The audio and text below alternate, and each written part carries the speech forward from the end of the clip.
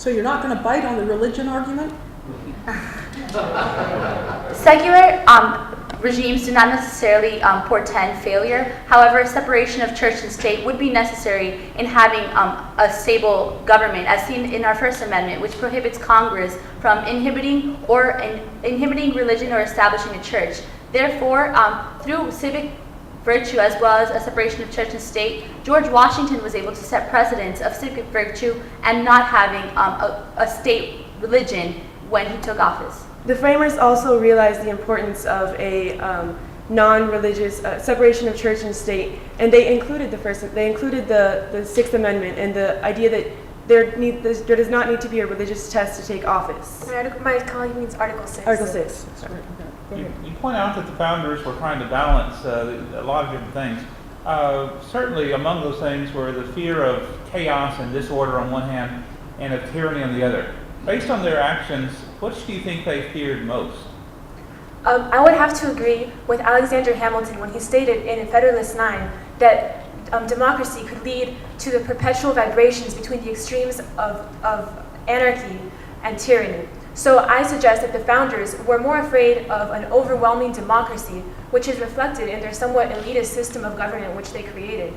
However, reflecting on the principles set forth in the Declaration of Independence, the framers were very afraid of establishing a monarchy in America or the equivalent of just an omnipotent president, and therefore, through Article 2, there are numerous, the president's role is defined, however, it is checked by, for example, the Congress as well as the judicial branch, in that there are certain regulations that the president cannot step into. For example, he cannot establish legislation without congressional approval, and Congress is the one that implements legislation and not the president.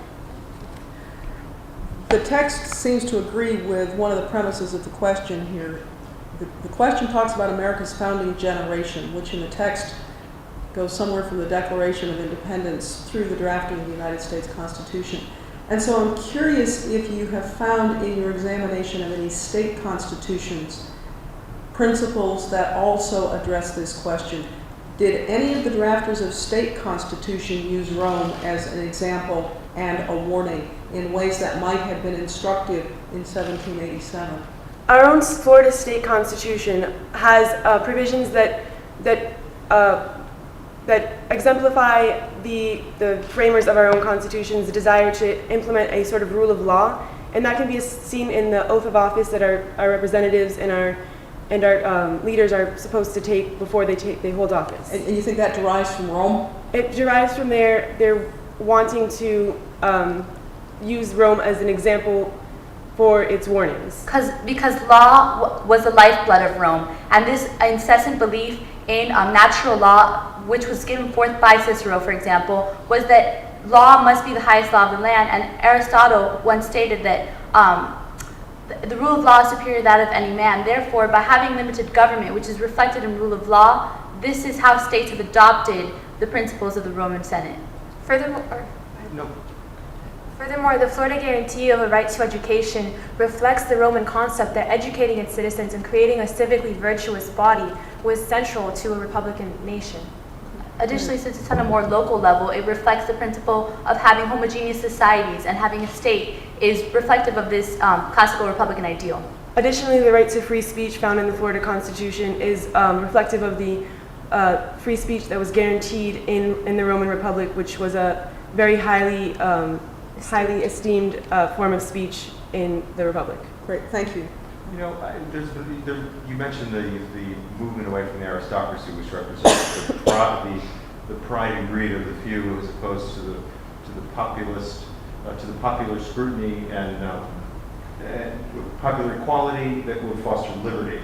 Populist equality would foster liberty. And I wonder today, after the Citizens United case, which the Supreme Court decided that corporations would be able to sit in the same shoes as natural persons for purposes of donating money to political causes.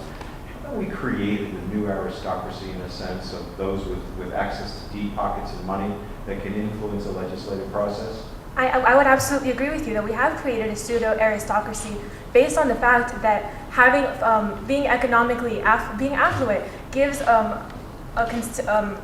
An advantage. gives a candidate an advantage in that they can buy more media space, put themselves before the public eye. Furthermore, the way in which the Electoral College is chosen, which gives priority to the greatest contributors to political parties, points to a pseudo-aristocracy. And the fact that only 30% of the population votes in off-year elections points to the fact that we have created a political elite, which reflects that so few people are interested in government that the pseudo-aristocracy has risen to govern. But I want to focus the question a bit. Citizens United was about the status of corporations as persons. Does that have a corrupting influence on a Republican form of government? While it does corrupt the political process in some sense, it is important to balance the right of speech, and this money that is being donated to political candidates is a form of speech and must be protected in some senses. However, in having no limitations on public donations, the Citizens United case should have implemented, not lifted all restrictions on donations by these organizations and protected the equality in being able to run for public office and not having a sort of democratic elite. However, through the system of federalism, one can gain name recognition without monetary support and have an equal opportunity in being able to run for a candidate.